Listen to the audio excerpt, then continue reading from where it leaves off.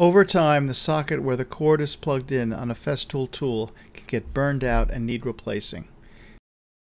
It's a simple repair, and to do it, you need a drill and, depending on which tool, some torque, Phillip, hex, or slotted tips. In this particular case, there's 4 Phillips screws that need to be removed to open the housing.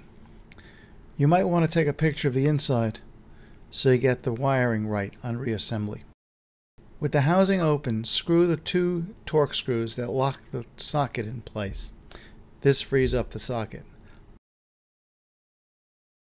Pull out the switch to replace the wiring with the new socket.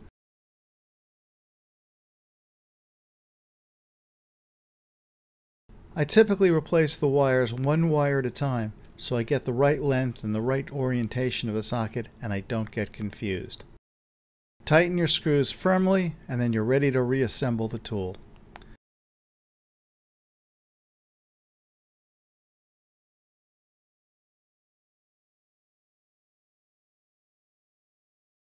Screw down the socket and then make sure the wires are correctly run and clear the housing.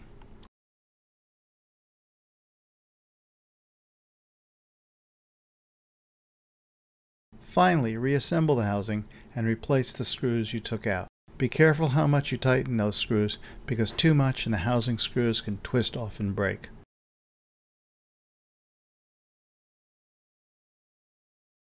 The new socket is in place and you're good to go. The replacement of a burned out socket should take just a few minutes and give you a good working tool. For more complicated problems, don't forget Festool's 3-year warranty.